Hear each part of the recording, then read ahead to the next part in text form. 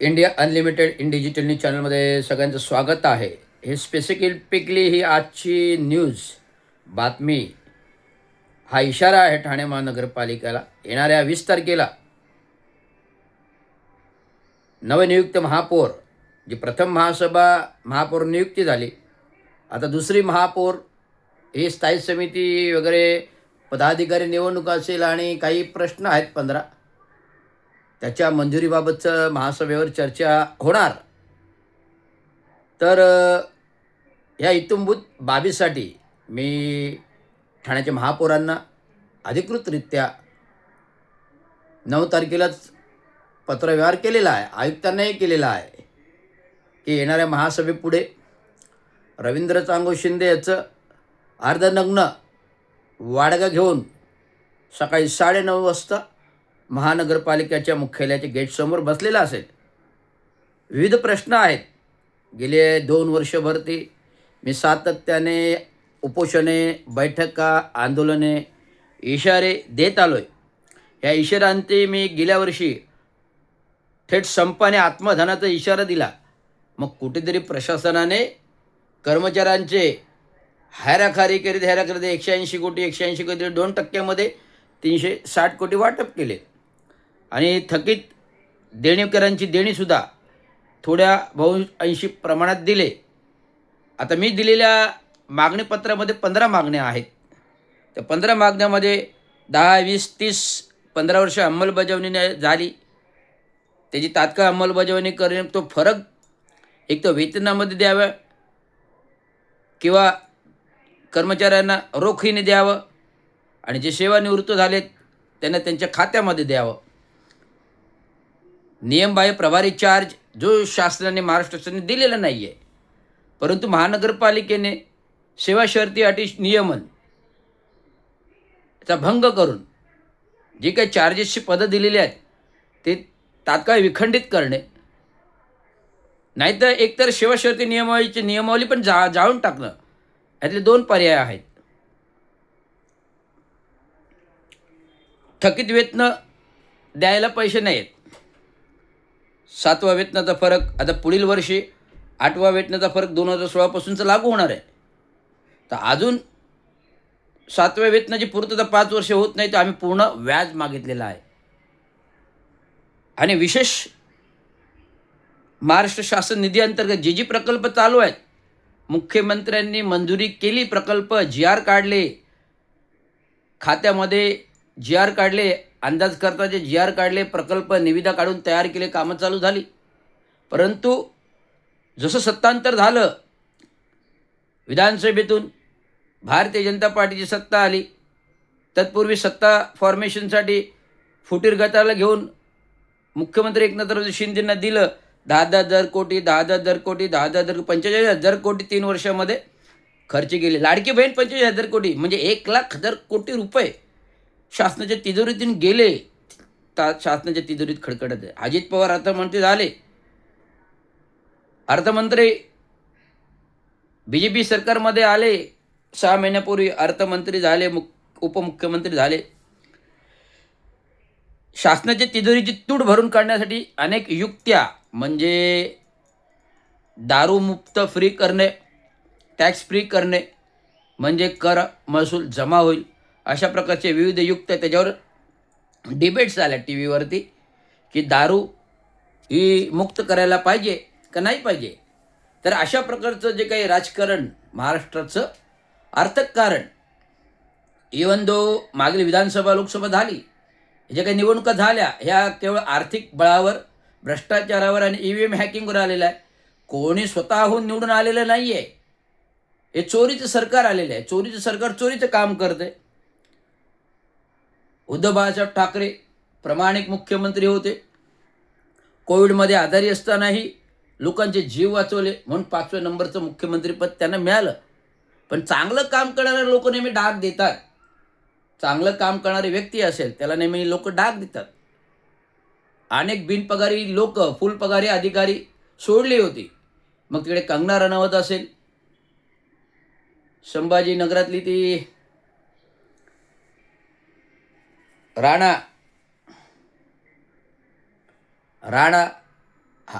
हनुमान चाळीसा वाचणारी उद्धव बाळासाहेब ठाकरेंच्या बंगल्यावरती येणार होती चालीसा घेऊन. आणि आमचे तोतले महाशय तिलीत तोमया, जे आत्ता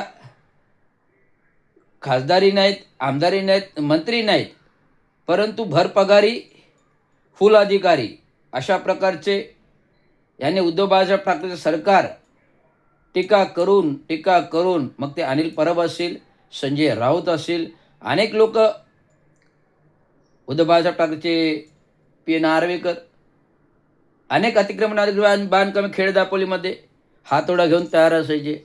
बदनामी करायला सगळ्यात प्रथम का उद्धव बाळासाहेब ठाकरेचं सरकार त्यांना पाडायचं होतं एनी हाव, आणि भारतीय जनता पार्टीचं सरकार कसंही करून आणायचं होतं. 2.5 वर्ष कार्यकाल केला. उद्धव बाळासाहेब ठाकरे हे स्वाभिमानी माणूस, मितभाषी माणूस आणि सगळ्यात हुशार माणूस. त्यांच्यासारखं ज्याने काम केलं ते कोणी मुख्यमंत्री करू शकणार नाही. आणि नंतर आलेले सरकार स्थापित करण्यासाठी कसे तरी गद्दारांना घेतलं. एकनाथराव शिंदेंना मुख्यमंत्रीपद दिलं, फार मोठा मान मिळवला देवेंद्रांनी, आणि आपण ह्याच्यापासून अलिप्त आहोत असं दाखवून प्रयत्न केला. परंतु केंद्रातून त्यांना बोलावून आलं की तुम्ही मुख्यमंत्री पाहिजेत, तुम्ही उपमुख्यमंत्री पाहिजेत. त्यामुळे त्यांनी उपमुख्यमंत्रीपद घेतलं. काय आहे, सरकारे येतात, सरकारे जातात, सरकारे येतात, सरकारे जातात, परंतु आपण काय कृत्य करतो तो मागे इतिहासरूपी पानावरती राहतात. सरकारे येतात, सरकारे जातात, आपण काय करतो इतिहासरूपी पानावर राहतो आणि त्याचा एक धब्बा बनतो.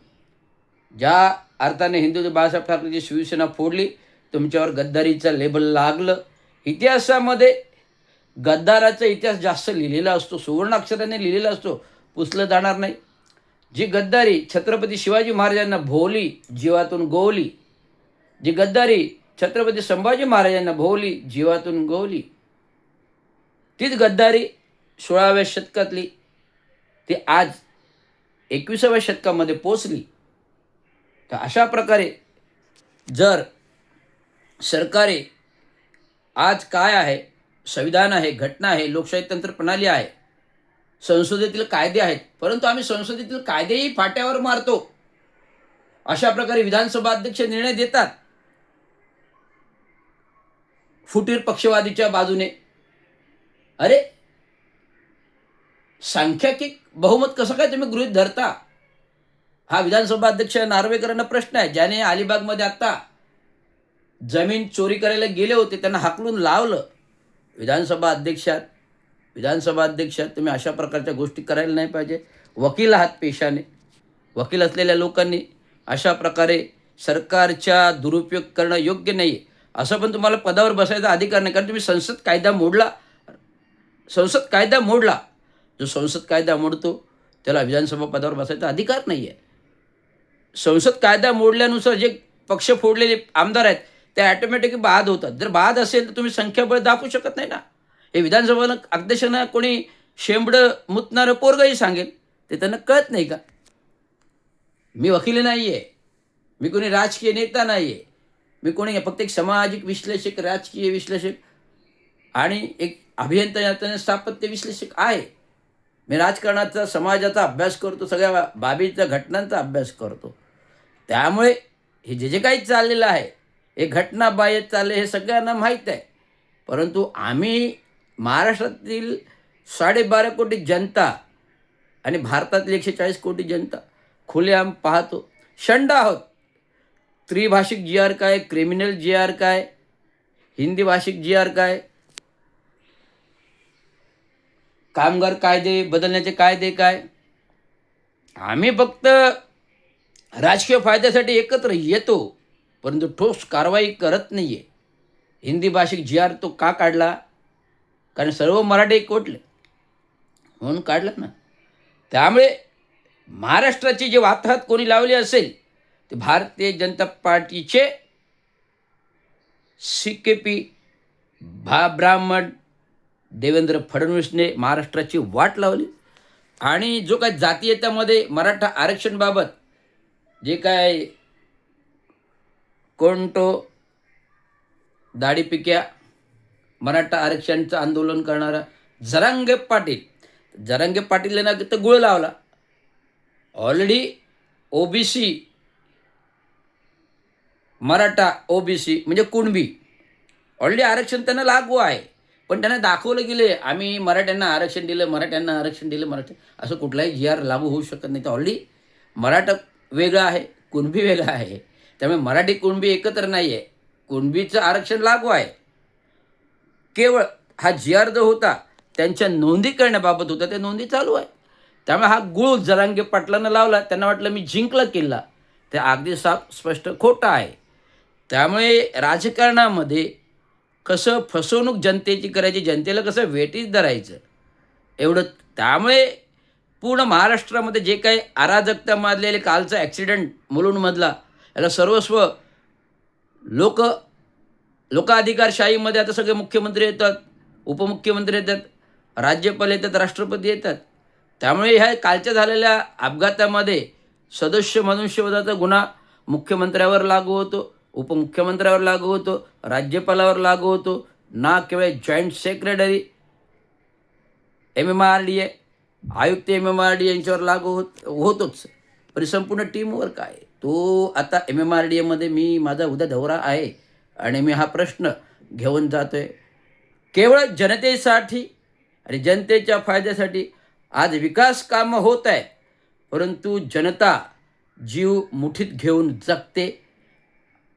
सकाळी निघालेला माणूस संध्याकाळी जिवंत परत येईल अशी शाश्वती नसते.